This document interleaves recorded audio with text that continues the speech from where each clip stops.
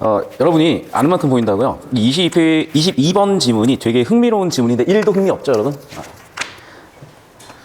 에리 프롬이라는 사람은요, 되게 대단한 사람이고, 요런 책을 쓴 사람이에요, 요런 책.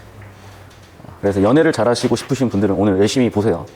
이 연애에 대해서, 사랑에 대해서 가장, 뭐랄까, 의미 있게 구차한 철학자 중에 한 명이에요. 그래서 한번 보시고. 이런 비문학 지문은 항상 일단락의 주제 세팅하고 들어간다고 얘기했어요. 그냥 있는 게 아니라 도대체 주제는 뭘까? 라는 생각을 하시고, 자, 두 번째는 이제 국어 지문도요, 모르면 틀려요. 모르면 맞출 수가 없는 문제들이 출제되기 때문에 내가 아는 건 뭐지? 이 두 가지 질문을 던지면서 초반부에 들어가면 되겠어요. 초반부에 들어가실 때는 주제는 뭘까? 내가 아는 건 뭐지? 여기에 초점 두고 가보세요. 그리고 수업 시간에 계속 말씀드렸다시피 이런 비문학 성격의 지문에서 주제는 첫 번째, 반복되고 강조되고 뒷받침된다고요. 봅시다. 인간은 누구나 행복을 추구하며 살아간다. 그런데 자, 이런 연결사들이나 지시어들 넣으면 그냥 세모 치세요. 이건 습관들이죠. 과학기술의 발전을 통해 이런 거. 과학기술 때문에 풍요를 누리고 있어. 우리 행복하니? 라고 물어봤어요. 여러분 행복합니까?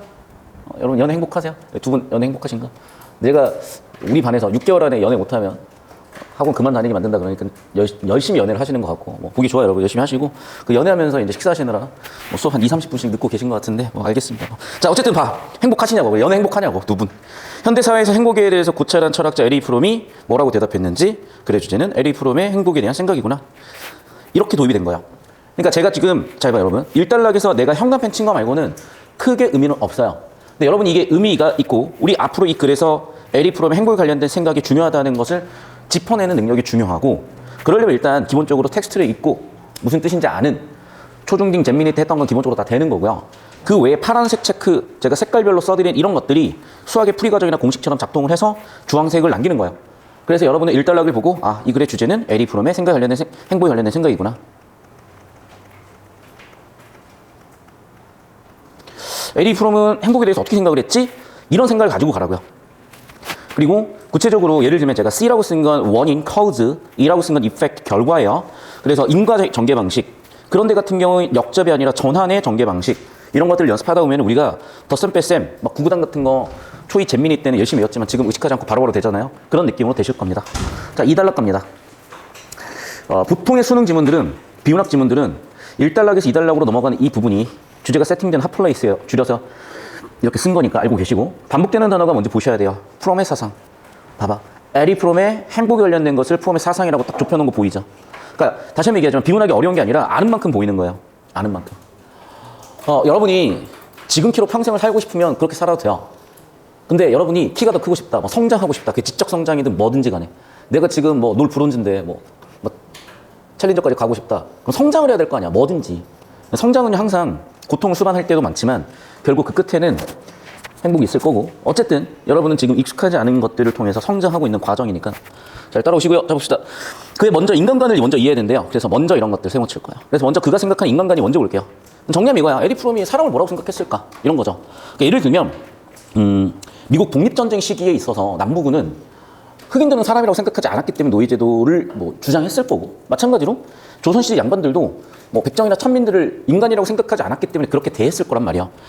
그럼 이 사람은 인간을 어떻게 생각을 했을까? 이런 거죠. 또 예를 들면 중세는 인간이 어떤 이성과 감정을 갖고 있는 존재로 보지 않았고 단순히 신의 뜻대로 사는 존재로 봤던 거고, 특히 조선시대 같은 경우에는 자유연애가 불가능해서 정혼자랑 그냥 결혼을 다 시켜버렸어요. 그러니까 인간의 감정을 인정하지 않았던 거지. 그럼 프롬은 어떻게 생각했는지 봅시다. 그래서 그 얘기 나오죠. 예상대로 역시 이성. 그러니까 이 수많은 단어들에서 이성이라는 키워드가 나오는 배경을 좀 설명을 드려야 되는데, 제가 원래 첫 대학을 법대를 갔었어요. 그리고 사법시험 공부를 했었는데, 그때 되게 좀 감동받았었던 그 법학개론 수업이 있었는데, 법학개론에서 그러니까 여러분이 뭐 공무원 시험을 친다, 그러니까 예를 들면 경찰 공무원 시험 친다 포함해가지고 공무원들이 하는 그런 공적인 업무들은 전부 다 법에 근거해야 되거든요. 그러니까 법공부는 기본들이더라고. 그래서 경찰행정과라든지 이런 데 좀 관심이 많은 친구들이 특히 이 점은 좀 많은 것 같아서, 그러니까 공무원이 꾸민 친구들이 워낙 많은 것 같아서 다시 한번 제가 공무원 커리큘럼 쪽 들여다보고 시험들도 들여다봤더니, 뭐 예를 들면 공무원이 되는데 행정법은 기본인 것 같고요. 경찰 공무원이 되려면 형법 이런 거 기본이겠죠. 그래서 아, 그렇구나, 이 얘기가 제 사법시험 공부했던 경험이 도움이 되겠구나 싶었던 건데, 여기서 제가 되게 감동받았었던 건 뭐냐면 이거예요. 신이라는 건 되게 완성되어 있는 존재고 완벽한 존재라고 생각을 하거든. 왜 완성되어 있고 완벽한 존재냐면, 신은 오로지 이성만 가지고 있고요. 이성 가지고 판단을 하기 때문에 완성돼 있고 완벽해질 수밖에 없어요. 반면에 짐승들, 얘네들은 이성이 없이 본능만 존재하는 거야. 그러니까 본능대로 살기 때문에 뭐 때때로 운에 따라서는 잘 살 수도 있겠지만은 되게 짐승 같은 짓을 한다고도 하는 거죠. 그럼 인간은 어떤 존재인 거냐? 이런 존재라는 거예요. 인간은 본능도 가지고 태어나지만 이성도 가지고 태어난다는 거예요. 그래서 본능은 인간을 자꾸 짐승처럼 만들려고 하지만 인간은 그걸 극복해서 이성으로서 신에 다가가려고 하는 존재이기 때문에 그래서 인간은 존엄하다라고 한대요. 그러니까 무슨 얘기냐면 예를 들면 이런 거지. 막 흉악범들 있잖아. 아니 이 새끼들은 쳐 죽여야 될 새끼들 같은데 왜 얘네들한테 그렇게 처벌을 엄하게 하지 않느냐. 또는 얘네들의 인권도 보호를 해주냐. 예를 들면 흉악범을 할지라도 인권 보호를 하잖아. 왜 인권을 보호해야 되는 거냐. 그 근거가 이거라는 거죠. 인간의 존엄성. 왜? 인간은 본능에 따라서 때때로 이런 잘못을 저지를 때도 있지만 결국에는 이성에 따라서 이렇게 다가가려고 하는 존재이기 때문에 아무런 노력도 하지 않아도 원래부터 완벽한 신보다도 오히려 인간이 존엄한 이유는 인간은 이 힘을 이겨내려고 하기 때문에 그게 더 존엄하고 아름다운 거다라고 설명을 하더라고요. 그래서 약간 제가 원래 처음에 전공을 법적으로 선택했던 이유 중에 하나기도 했던 것 같아요. 자, 그러면 이런 인간에 대한 생각은 언제 시작을 했던 거냐면 우리 인류 역사를 봤을 때요. 역사이전을 선사라고 하는 거고 고대, 중세, 근대 나누는 어떤 분기들이 다 있어요. 우리는 이 시대를 살고 있는 거고 지금. 그러면 저런 인간에 대한 생각은 언제부터 시작인 거냐면 이때부터 시작은 했지만 이때 엄밀하게 갈려요. 그래서 중세의 닉네임, 중세는 뭐라고 불렸었냐면 다크 에이지라고 불렸어요. 왜냐면 여러분도 알다시피 조선시대 같은 경우 예를 들어 보더라도 정혼을 했다니까. 그러니까 인간은요 감정 같은 거 없는 존재인 거야. 그래서 가문을 위해서, 대를 위해서 감정 같은 거 존중받지 않고 너 그냥 결혼해. 그럼 살아야 되는 거야. 애를 낳아야 되는 거야. 이성 같은 거 없어요. 왜? 인간의 이성은 결국에는 종교 경전에 따라서 살기면 되기 때문에 인간의 이성 같은 것도 없다고 본 거예요, 사실은. 그러니까 감정적으로나 이성적으로나 인간은 인정받지 못했던 존재여서 빛이 들어와요. 접두사, 인이라는 접두사는 집어넣는다요. 그러니까 빛을 집어넣는 MENT는 명사파생 전미사죠. 그래서 빛을 집어넣는 시대로 바뀌어요. 다크 에이지에서 인라이트먼트로 바뀌어요. 그래서 이거를 계몽주의라고 하는 거고 이런 근대 철학자들은 인간을 어떻게 설명하고 있냐? 인간도 감정 있는 존재고 인간도 이성 있는 존재고 그래서 더 이상 신의 아들이 아니라 인간은 감정과 이성에 의해서 자유의지로서 본인의 삶을 꾸려갈 수 있는 존재라고 규정하기 시작을 한 겁니다. 근데 이 투쟁이요 쉽지 않았다니까. 여러분 당장도 우리가 노비라는 존재가 불과 120년 전만 해도 있었어요. 갑오경장 1894년 이후에 공식적으로 신분제도가 없어졌잖아. 비슷한 맥락에서 전 세계적으로 여성 참정권이 확립되기 시작한 시점이 120년 전이에요. 그러니까 그때부터 인간은 하나의 인간 인격체로서 그때부터 존경받기 시작하고 존중받기 시작을 했고 인간이 하나의 인간으로서 너가 사랑하고 싶으면 사랑해. 너가 경찰이 되고 싶으면 경찰이 돼. 너가 운동선수가 되고 싶으면 운동이 돼. 라고 그 자유를 가지고 살아가기 시작한 게 불과 120년 정도밖에 되지 않는다는 거예요, 역사적으로. 문제는 그 짧은 시기 동안 너무 많이 바뀌기도 했고 그 짧은 시기 동안 수많은 여러분의 조상님들과 선배님들의 피, 땀, 눈물로 만들어진 그 부산물들을 그 자유와 권리, 책임이라는 부산물들을 가끔 시대에서는 알 수가 없는 거죠. 여러분은 우리나라의 가장 풍요로운 시대에 태어나서 온전히 풍요를 누리기만 했기 때문에. 근데 결국에는 우리가 이 검은 머리를 가지고 태어났고 한국말 쓰는 거는 우리가 이 땅에 태어났고 우리 선현들이 살아왔던 우리 조상들이 살아왔던 우리 선배들이 살아왔던 그 흐름 속에 존재하는 거거든. 갑자기 우리가 막 달나라가 살지 않잖아요. 갑자기 화성가 살지 않잖아. 그런 것처럼 역사적 흐름 속에서 우리가 존재하는데 그 흐름을 모르잖아요. 결국 파도에 잡아먹히게 되어 있어요. 그래서 역사를 배우는 거고 의미가 없어 보일지라도 이런 철학자들의 생각을 들여다보다 보면 어느 순간 여러분의 삶은 한 번쯤 벽에 부딪힐 때가 있거든. 그럴 때 이런 것들이 도움이 될 수 있다. 계속 봅시다. 인간의 본질이 이성이라고 파악을 했고 그에 따르면 이성이 있는 개인은 세계와 분리되어 있음을 인지하고 불안과 고독을 느낀다. 그러니까 인간은 기본적으로 불안할 수밖에 없다는 거야. 왜냐하면 보세요. 사실 자유라는 건요 책임이 따릅니다. 선택을 했는데 실패하면 어떡해? 그건 항상 가능성이 존재하는 거기 때문에 따라서 나 혼자서 존재하는 거, 내 자아로서 존재하는 건 사실은 굉장히 불안한 문제예요. 고독할 수밖에 없죠. 왜? 나만 그 선택을 해야 되니까. 왜냐하면 여러분이 이게 중고등학교 때까지는 그게 없을 수 있는데 봐봐. 당장도 대학 가. 전공부터 다 갈리기 시작을 하잖아. 그럼 내가 선택한 전공이 맞는지 불안하고 여러분 친구 중에 같은 전공 같은 학교로 가는 경우는 거의 없다고 보셔야 돼요. 진짜 거의 없어요. 없어. 그럼 아예 처음 보는 애들을 봐요. 그럼 여러분은 거기서 아예 평생 살아본 적 없는 집단에 들어간다고. 그럼 당연히 고독을 느낄 수밖에 없고 불안해질 수밖에 없는 거죠. 이게 불과 3년 남았다는 거야. 그래서 그걸 뭐라고 했냐? 인간의 실존적 한계라고 규정을 하고요. 인간의 실존적 한계는 뭐라고? 세계와 분리해서 나타나는 불안과 고독이라는 거야. 그러니까 인간은 기본적으로 불안하고 고독한 존재라는 거야. 이게 왜 중요하냐면 우리 어머니가 되게 불안하시거든. 그러다 보니 막 한 번씩 되게 가족들하고 안 좋을 때가 있어요. 근데 나는 이제 저도 20살 때 뭐 이럴 땐 잘 몰랐지. 근데 내가 국어라는 과목을 본격적으로 가르치기 시작을 하면서 이런 지문들이 나올 때마다 이거잖아. 똑바로 가르쳐야 될 거 아니야. 난 정말 제일 싫은 게 인생 대충 사는 거거든요. 그러니까 내가 니네한테 자는 척 하지 말라는 거야. 잘 거잖아. 확실하게 그냥 누워서 자. 자, 계속 봅시다. 그래서 프롬은 인간은 세계 합의를 이루고자 하며 왜? 불안과 고독을 해결하는 방법은 당연히 봐봐. 세계가 분리되어 있기 때문에 불안과 고독을 느낀 거니까 다시 내 주변에 나랑 같아지길 원하는 거죠.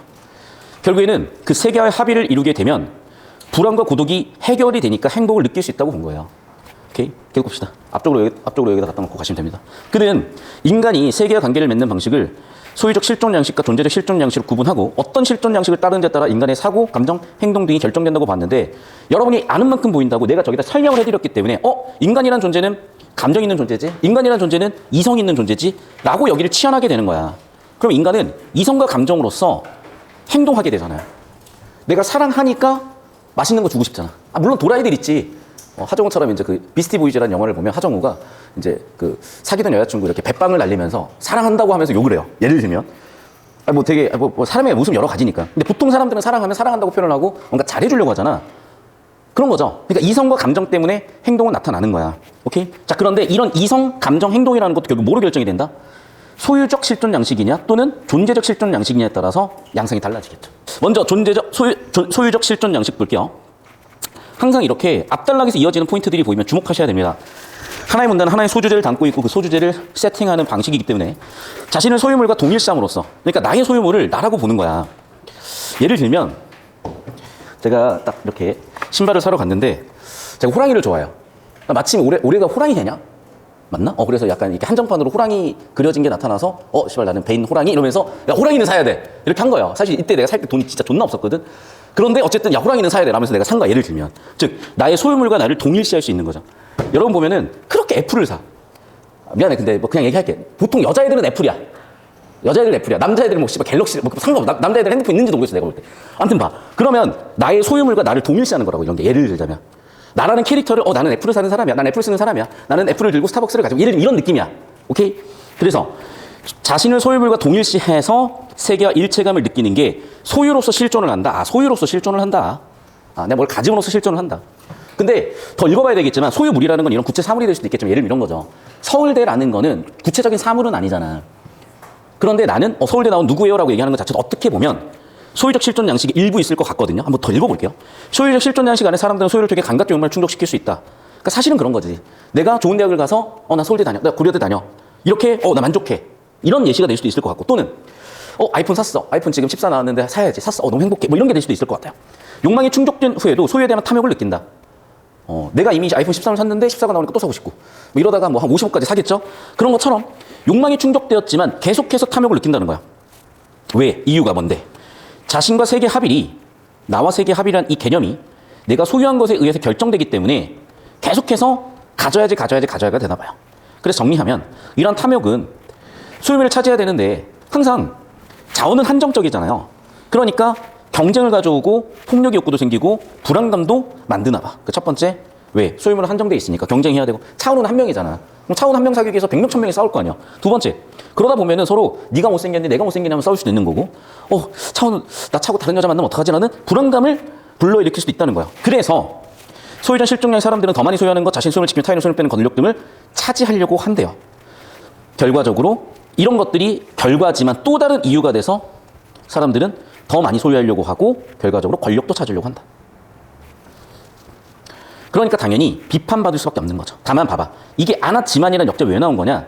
야, 의식주 같은 최소한의 소유, 생존을 위한 의식주는 여러분 초등학교 때 배웠잖아. 그러니까 얘네들이 인정을 해줘야 된다는 거야. 그러니까 이건 뭐냐면 예상 가능한 반론이요. 야, 그러면 아무리 그렇다고 너 뭐 집도 없이 옷도 없이 살 거야? 그건 아니고. 야, 먹고는 살아야지. 의식주는 있어야지. 그 의식주에 대한 소유를 부정하는 건 아니야. 하지만 자꾸 그렇게 소유를 통해서 집착하려고 해. 그건 안 된다. 야. 이게 왜 흥미롭고 왜 여러분한테 이거 1학년한테 냈냐면 이거 딱 보니까 뭐가 떠오릅니까? 법정스님 무소유라는 책 알아요? 혹은 참화설이라는 거 알아요? 이게 동양 전통이 불교적 사상이 무소유를 얘기하고 소유에 대한 고찰을 얘기하잖아. 서양에서도 똑같다는 거야. 그러니까 가르치는 사람들이 이게 되게 흥미로운 거야. 여러분은 흥미가 1도 없겠지만 그런데 다시 한번 말씀드리지만 이 에리 프롬이라는 사람이 왜 되게 중요한 사람이냐면 근데 분명히 장담하는데 너의 연애는 언젠가는 문제가 생겨요. 원래 그래. 물론 아닌 사람도 있겠지만 만 커플 중에 한 커플 정도는 문제가 안 생길 수도 있어. 그러면 그 좋았던 만큼 괴로움이 생기고 근데 그 과정에 내가 장담하는데 니네 이 책을 서점 가서든 뭐 해서든 한 번은 표지라도 관심 있게 볼 수밖에 없어요. 왜냐하면 진짜 대놓고 이렇게 사랑의 기술이라고 적혀져 있는데 뭔가 좀 뭐 요물딱진 이상한 그런 느낌이 아니라 뭔가 답이 있을 것 같은 책은 얘가 되게 거의 유일하거든. 서점 가서 들여다보면.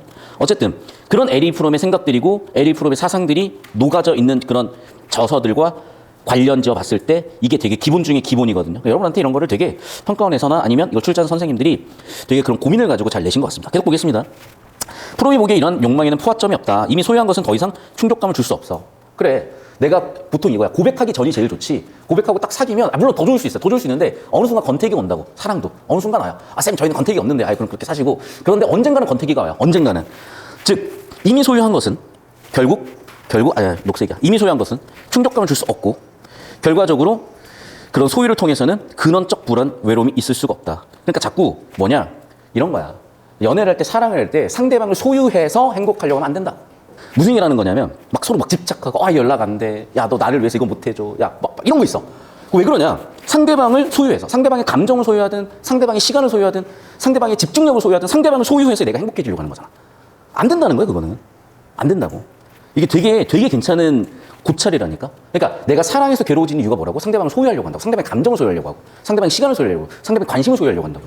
그것으로써 내가 행복해지려고 하는데 그거는 될 수가 없는 거라는 거야. 왜? 봐봐. 내가 상대방의 시간을 소유해서 행복하려고 하면 시간을 이미 소유했죠.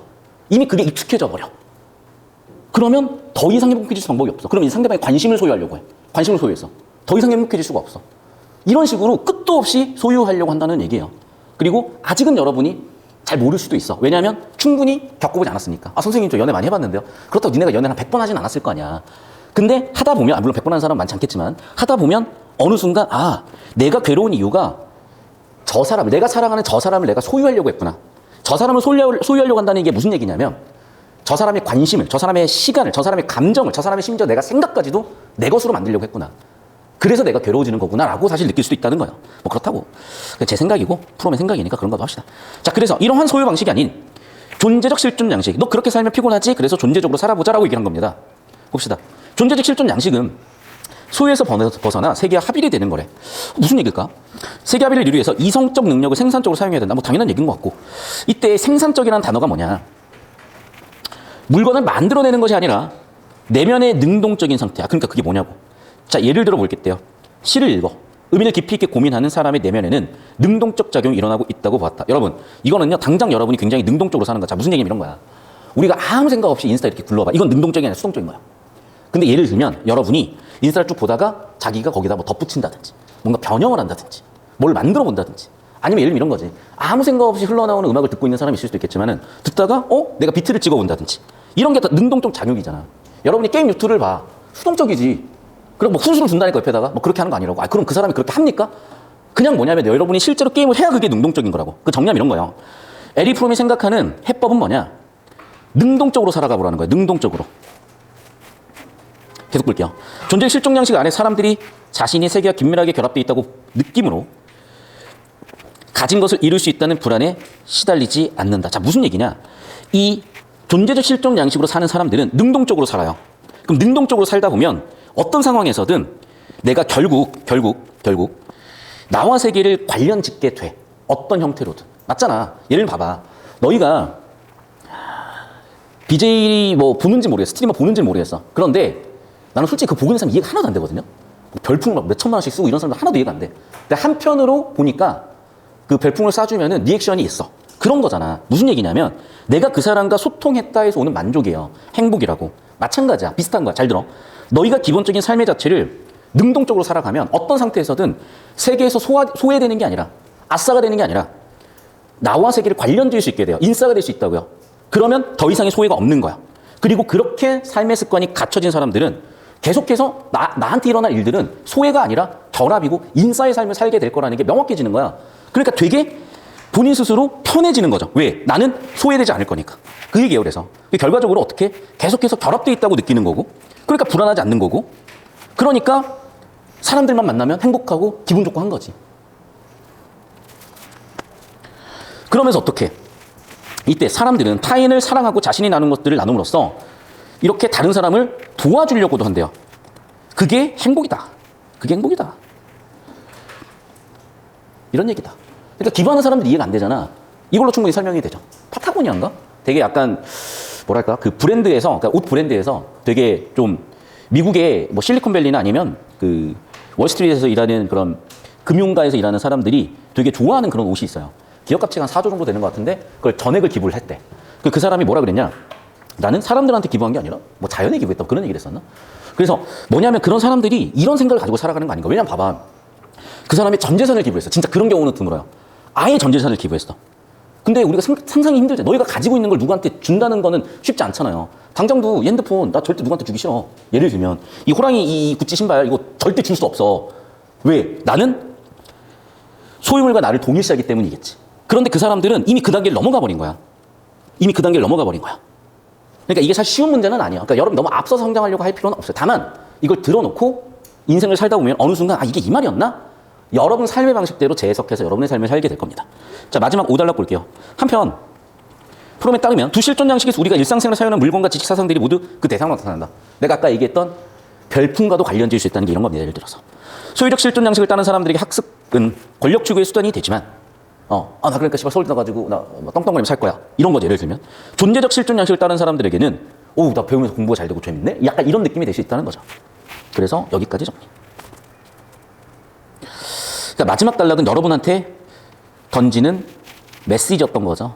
여러분이 자꾸 뭔가 보상을 얻기 위해서 뭔가를 얻기 위해서 공부를 하면 이런 수단이 되지만 다시 한번 얘기하지만 내면의 능동적 상태로 관계를 항상 생각하면서 살게 되면 이렇게 된다는 거야. 무슨 얘기냐면 이런 얘기예요. 그러니까 여러분 제가 어릴 때 되게 그게 좋은 경험이었던 것 같은데 우리 동네가 완전 시골이어가지고 제 또래가 누나하고 저밖에 없었어요.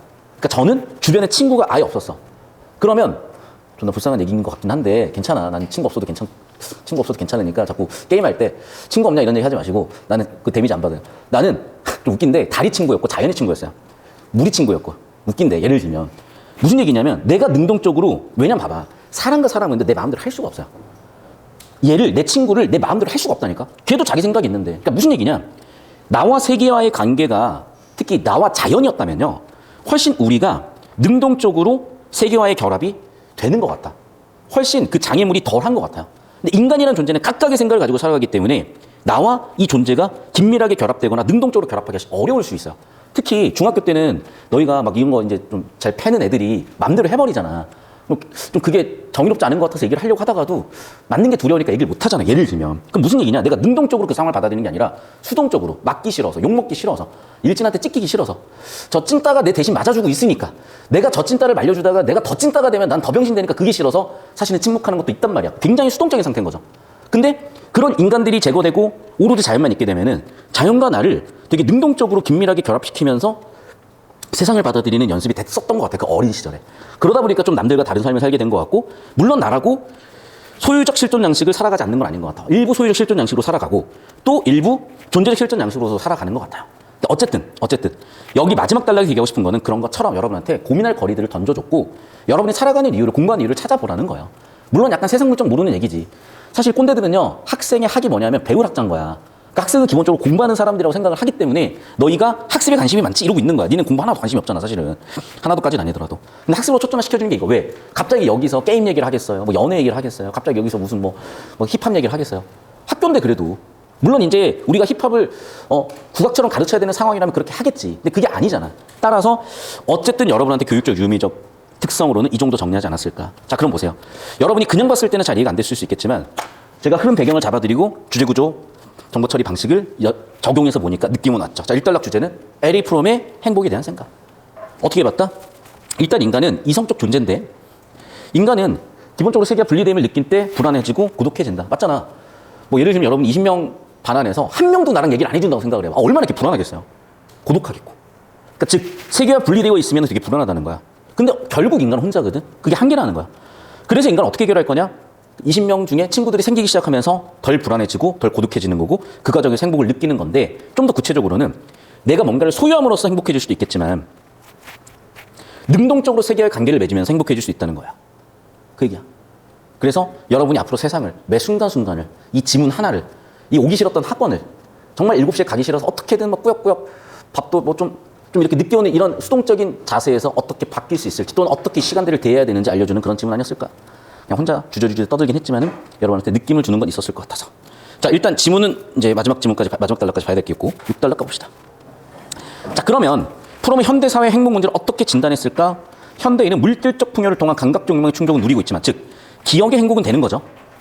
근데 어쨌든 결과적으로 고독과 불안이 있고, 이유는 뭐다? 끝없는 소비의 조장이다. 아이폰 14가 나왔는데 또 15가 나와요. 또 16 나와. 끝도 없이 나와. 이런 소유지향적 사회 때문이다. 즉 기억 때문이다라고 얘기를 한 거죠. 아까 지원에서 기억이라고 그랬지. 소유적 실존 양식 때문이다. 그래서 어떻게? 개인으로는 한계가 있다는 거예요. 사회적으로 개혁을 해라. 왜? 그의 생각은 사회 구조와 규범에 따라서 실존 양식이 결정되는데 이 시대 정신은 소유적 실존이기 때문이라는 거예요. 그러면 우리는 이미 답을 알고 있으니까 잘 밸런스 맞춰가면 되겠죠. 무한소비를 조장하는 현대사회적 병리적 고찰하고 의 얘기 끝. 그러니까 사실은 그거야, 얘들아. 나라는 사람은요, 1월 4일의 베이노와 오늘 며칠이야? 9월 21일의 베이노는 달라진 게 없어요. 근데 일단 영상을 보면 내가 갑자기 그 수업 영상 보니까 뭐 돼지 한 마리가 이렇게 막 있더라고. 존나 돼지인 거야. 막 뒤에 목살이 이렇게 필기하는데 뒤에 목살 3번 접혀있고 너무 심각한 거야. 근데 나는 상관없었거든. 왜냐면 내가 뭐 왁구로 벌어먹고 사는 사람이 아니잖아. 근데 뭐 잘생겨야 되니? 상관없어. 내가 수업하는 사람인데. 근데 그거 온전히 내 생각이었다는 거지. 사실 제가 올해 3월 달인가? 어떤 분이 그러셨대요. 선생님 옷을 저 따위로 입고 있냐라고 원장님한테 그러셨는데 그 말 되게 충격받았거든. 근데 이게 약간 어떤 사람마다의 생각 차이고 그런데 내 잘못은 뭐였냐면 내가 강사로서 또는 일타라면 일타 강사로서의 외양을 갖췄어야 되는 거야. 근데 그걸 갖추지 않고 뭐 수업이 중요하지 뭐 그런 게 중요해? 라는 내 멋대로의 생각을 어떻게 보면 한 거죠. 시대정신 자체가 여러분 시대정신 자체가 소유적 실존 양식이야. 내 옛날에 이런 거 안 차고 다녔어. 귀찮아. 솔직히 귀찮아. 뭐 언제 맨날 챙기고 있다니까? 여자친구도 없는데 그냥 끼는 거야. 그냥 있어 보여가지고 있어 보이려고. 다 끼는 거 이런 거. 왜 끼겠어? 사람들은 소유적 실존 양식으로 소유물과 그 사람을 동일시하는 거야. 내가 1,000만 원짜리 시계 차고 있으면 1,000만 원짜리 시계를 차는 사람이 되는 거고 1억짜리 시계를 차고 있으면 1억짜리 시계를 차는 사람이 되는 거야. 세상 그렇게 사람들은 나를 바라본다고. 어쩌겠어. 그럼 맞출 건 맞춰야지. 하지만 나는 솔직히 이게 1,000만 원이든 1억이든 10억이든 내 인생에는 아무 상관이 없지만 내가 이 일을 더 잘하는 데 도움이 된다면 인정할 거 인정해야죠. 그래서 그 얘기예요, 사실은. 어차피 시대 정신은 못 이겨. 하지만 그 시대 정신에 휩쓸려서 살 필요는 없다는 거야. 제가 지금 맛이 가가지고 서핑을 못 하는데 옛날에 한참 서핑을 재밌게 탈 때가 있었어요. 이 서핑은요, 절대 누가 그랬어. 자연은 자연하고 싸우는 게 아니라고. 여러분 나중에 기회가 되면 서핑을 타보시면 알겠지만 우리나라는 이제 거의 뭐라 그럴까 그 잔잔바리 파도들이야. 애기 파도들이라서 의미가 없고 발리 이런 데 가면은 진짜 파도가 막 천장만한 파도 갑자기 빵 때려. 어쨌든 그런 데서 그 파도를 딱 잡아타는 그 쾌감이 어마어마해요. 어마어마해. 그런데 그거랑 비슷한 거야. 이 시대의 파도가 흘러가고 있고 우리 그 파도 위에서 파도를 타는 거야. 인생이란 파도를 타는 거야. 그런데 그 파도에 거슬려도 휩쓸리는 거고요. 너무 오버해도 휩쓸리는 거예요. 그래서 그 시대라는 파도, 즉 이 시대 정신은 소유적 실존 양식이야. 그런 시대 정신도 이해하지만 궁극적으로는 존재적 실존 양식까지 가봐야죠. 왜? 야, 니네가 우리 앞으로 존재 실존 양식 가야 돼라고 얘기하면 사람들이 들어주긴 할 것 같아요. 그건 혼자 하는 것 같아요. 저는 이 지문을 이렇게 개인적으로 재해석을 해봤습니다. 주디 세팅, 질문 답변으로 시작을 했고 에릭 프롬의 행복에 대한 생각, 이 단락에서 일단 에릭 프롬이 생각한 인간관이 무엇인지, 그리고 이게 여러분이 중학교 때나 아니면 고1 때 사회 과목에서 배웠었던 중세나 근대 인간관의 차이에 대해서 제가 저쪽에다 아까 적어드렸었죠. 그 내용 바탕으로 정리하시면 되고, 그래서 인간은 기본적으로 실존적 한계가 있다고 했어요. 왜 그러냐면 인간은 세계와 분리를 느끼면 그때부터 불안해지고 고독해지기 때문에 세계 합의를 통해 행복해지려고 하는데 어떤 상황에서는 불안과 고독할 수밖에 없는 상황도 있겠죠. 그래서 실존적 한계라고 한 거고, 그 실존에 대한 태도는 이렇게 두 가지가 있고, 그래서 일단은 소유적 실존에 대해서 얘기를 했고, 소유를 통해서 자아를 확립하는, 즉 소유 자체가 자아라고 생각하는 그런 자세인데 얘는 문제가 있다. 그래서 해결 방법은 존재 실존으로 가야 된다 그랬었고, 그것에 바탕으로 지문 정리는 끝났어요. 그래서 필기하시고 10초씩 잡아주시고 오세요. 일단 이 핵심적인 내용들이 잡혀 있으면 다 고르는 건 크게 어렵지 않을 겁니다. 봅시다. 자, 여러분이 시간이 충분하면 내용 일치로 풀 수가 있어요. 그런데 아마 이번 9월 시험에서 풀었으면 알겠지만 절대 내용 일치할 만한 시간을 주지 않습니다. 그리고 이거는 고1 시험이 그렇고요. 고2 시험부터 가면은 그냥 내용이 일치가 안 돼. 시간을 아무리 많이 줘도 그냥 내용이 안 보여요. 그래서 내용 일치로 가는 거는 딱 중학교 때, 잼민이 때까지 해법인 거고, 이 첫 번째 문제는 항상 말씀드리지만 주제와 구조를 묻는 문제이기 때문에 우리가 여기다가 구조도 들여드렸던 내용 가지고 보셔야 된다고요. 그러니까 글의 주제, 프롬에 대한 얘기들을 하고 있고, 프롬의 생각에 대한 얘기를 하고 있고, 계속해서 현대사회 병리적 현상의 원인, 6단락 주제잖아요. 실존 양식에 따른 학습의 의미 5단락 주제였죠. 저쪽 구조도 보면 다 있습니다. 4번 사회의 주된 실존 양식을 결정짓는 요인은 무엇이다. 이것도 아마 6단락에 나와 있을 거고 이거 아마 4단락의 주제였겠죠. 그리고 3번은 인간관에 대한 거예요. 그래서 얘기를 할 텐데 보시면 알겠지만 이유라는 거는 카우즈 원인이라고 바꿔 쓸 수가 있었고 그러니까 어떤 이유 때문에 동물과 달리 인간만 이성을 가지는지가 나와야 되는데 구조를 우리가 제대로 잡았다면 이 내용이 없었던 것 같은데 라고 좁힐 수가 있고 역시나 좁혀서 들어가는 거예요. 이런 식으로 시간을 줄이셔야 되는 거고 여러분 결국에는 부딪힐 벽입니다. 지금 하세요. 지금. 나는 여러분이 재수선수 하는 걸 보고 싶지가 않아. 보고 싶지가 않아. 한번 보여줄까요? 한번? 내가 지금 도곡동에 있는 저희 이제 연구실을 정리하고 있어요. 이사를 하려고 지금 정리하고 있는데 엄청 옛날에 제가 막 했던 게 다 나오더라고. 그래서 제가 군대에 있으면서 반수했던 시절 그때 막 올렸던 건데 결국은 망했어. 군수는 결국 실패했는데 지금 생각해보면 내가 이런 걸 쓰면서 버텼을까? 지금 솔직히 존나 오글거리는데 생각을 해보면 내가 얼마나 괴로웠을까라는 생각이 들더라고. 그 시절에. 그래요. 미안하고 이제 이런 쌉소리 안 할게. 어차피 봐봐 오늘 분위기 재미없잖아. 이런 날 괜히 되게 재밌는 소재 날리느니 오늘 안 하는 게 낫다니까. 자 그래서 좁히고 발차도로 들어갈게요. 2단락. 들어가 봤더니 아까도 얘기했지만 인간만 이성을 가지는 이유. 자 이성이라는 키워드 찾아보세요. 여기 있죠? 그런데 이유가 있진 않네. 구조적으로. 그렇죠? 이유가 있진 않네. 내용일치로 보나 구조로 보나. 맞죠? 그러니까 특성이 이성이라고 한 거지 이유가 있는 건 아니네. 정답은 3번이구나. 이렇게 할 수가 있었고 특히 내신으로 시험이 나오는 친구들은 더 꼼꼼하게 보셔야 됩니다. 아마 1학기 때는 비문학 내신 지문이 없었을 텐데 2학기 때부터 들어오게 되면은 이 내용을 여러분이 얼마나 복습하고 내용을 하나하나 깊이 있게 받느냐에 따라서 또 변별이 될 거니까 자세히 봐주시고 애초에 비문학 자체가 내용이 이해가 어렵기 때문에 제 수업을 잘 들어주시면 다른 학생들과 또 차별화 될 거예요. 계속 볼게요. 다음은 A와 B가 나눈 대화 1분대 윗글 바탕으로 가에 들어갈래요. 내가 어제 책을 읽었대요. 행복을 위해서 아무것도 소유하지 않아야 한다 하더라고. 그런데 현실적으로는 어떻게 살겠어? 자, 이 내용이 무슨 얘기냐면 제가 아까 여기다가 예상가능 반론이라고 적어놨잖아. 이 얘기인 거야. 아니 왜냐면 최소한 우리가 생존을 일단 해야 될 거 아니야. 그러면 최소한의 소유는 있어야지. 그래서 행복을 위해서 아무것도 소유하지 않아도 한다고. 근데 현실적으로 생각하면 어떻게 의식주 없이 살겠어? 내가 아까 의식주 잡아준 내용 그대로 나왔죠. 여기서. 이런 게 좀 잡히면 좋겠다는 거야. 또 나는 얼마 전에 최신 휴대폰을 구매했는데 행복했어. 자, 이 얘기죠. 결국에는. 자, 소유를 통한 행복. 이게 글의 첫 번째 주제인 소유적 실존 양식이고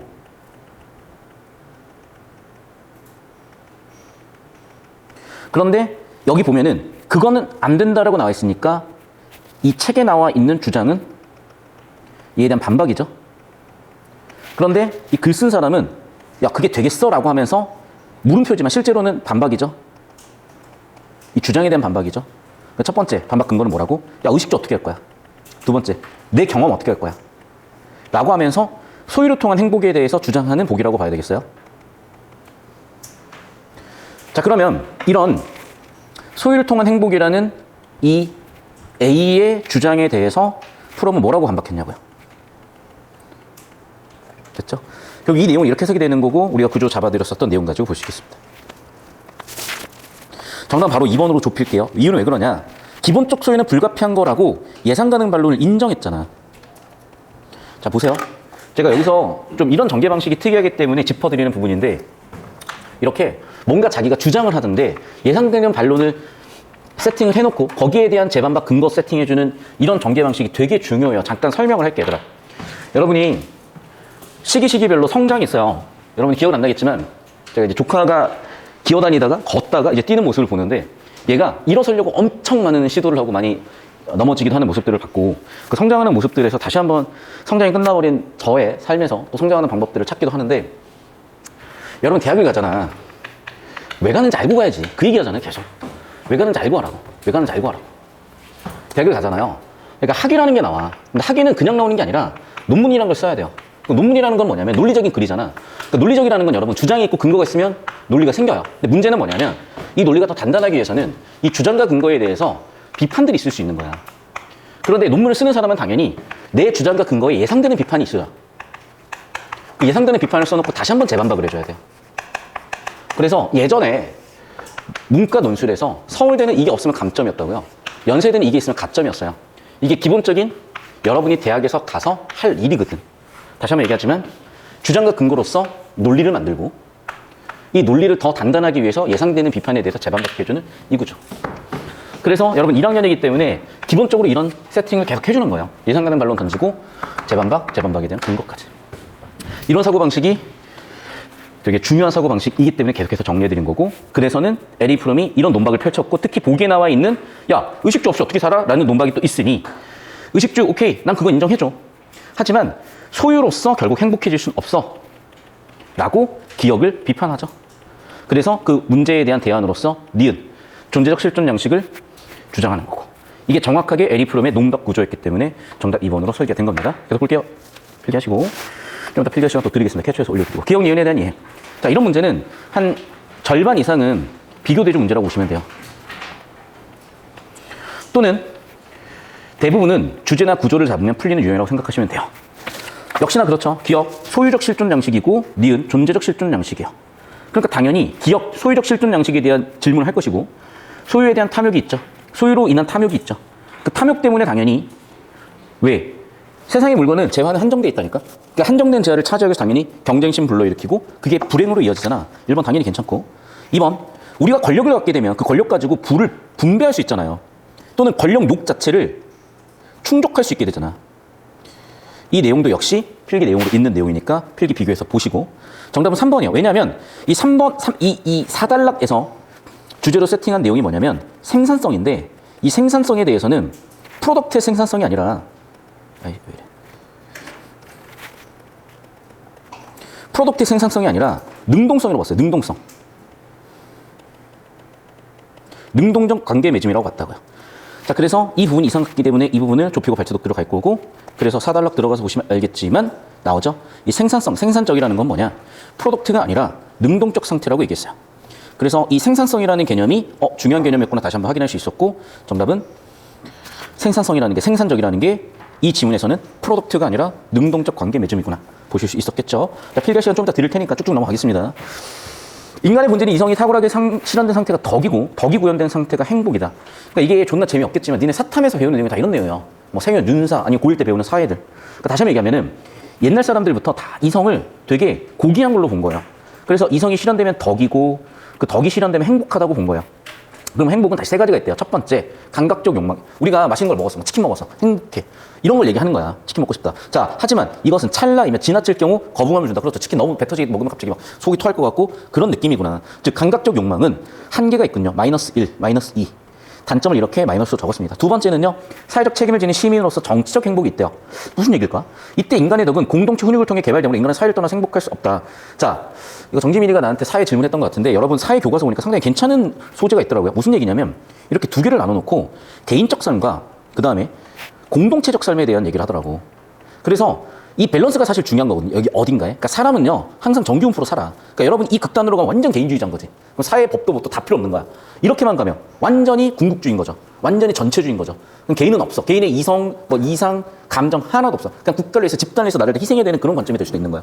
어쨌든 자, 첫 번째는 뭐냐면 말 그대로 감각적 욕망, 오감을 충족시키는 감각적 욕망이지만 한계가 있고, 두 번째, 공동체에 초점을 두는 행복이지만 이렇게 되면 사회를 떠나게 되면 행복할 수 없는 또 한계가 있나 봐요. 피너 프로블럼 쓴 거야. 마지막은 뭐라고?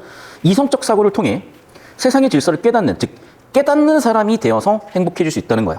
그게 최고 행복이라는 거야. 그런데 설령 그 최고 행복이라고 해서 나머지가 없어서는 안 된다는 거야. 맞죠? 배고프면 무슨 의미야 이게. 내가 지금 치킨 먹고 싶고 지금 자고 싶고 지금 집에 가서 쉬고 싶은데 수업 시간에 뭐 얼마나 대단한 거 배운다고 고귀한 거 해봐야 들어오진 않는 거지. 그런 얘기라고. 행복은 한순간의 감정이 아니라 덕의 습관이 되었을 때 도달할 수 있는 경지다. 첫 번째, 감정 아니라 덕의 실현이 돼야 되고, 그래서 일생 동안 이뤄야 되는 과정이다. 벌써 피곤하네요, 듣고 보니까. 하지만 삶이 그렇대요. 제가 겪기에도 인생은 그랬던 것 같습니다. 왜냐면 내가 오글거려서 더 보여줄 수가 없는데 하나 더 보여주면 진짜 그 군수 시절에 진짜 힘들었나 봐요. 그래가지고 뭐 별의별 걸 다 남겨놨어. 아 씨발, 도저히 못 보여주겠다 이거는. 너무 오글거려가지고. 오 씨발, 존나 오글거렸다. 그만 보여줄게요. 계속 볼게요. 프롬과 보기는 모두 개인의 행복은 사회에 영향을 받는다고 보았군. 틀린 건 아니야. 맞죠? 왜? 지금 프롬 같은 경우에도 6단락이었죠. 시대정신에 따라서 우리의 실존이나 아니면 소유인지가 결정이 된다. 근데 이 시대는 소유의 시대다. 이런 얘기를 했던 것 같고, 보기 같은 경우에도 지금 정치적 행복 같은 두 번째 행복은 공동체 행복이니까 사회 영향 받겠죠. 자, 2번 선지는 정확하게 6단락의 주제 맞아요. 근데 보기는 그런 얘기가 아니야. 보기는 어떻게? 세 가지를 전부 해야 된다고 그랬잖아. 그럼 이 부분은 공통점이나 차이점이고 정답은 2번. 그래서 잠깐 팁을 하나 더 드리면, 이런 보기 유형은요 크게 두 가지 유형인데, 지문과 보기의 위계가 동일하면 보통 비교 대조하는 문제가 나오고요. 또는 지문보다 보기 위계가 낮을 때 이럴 때는 지문 내용을 적용하는 지문이 나와요. 자, 이 정도 했고 필기는 캡처해서 올려드릴 테니까 잘 하시고 필기할 시간 5분 드리고요. 이제 이어지는 지문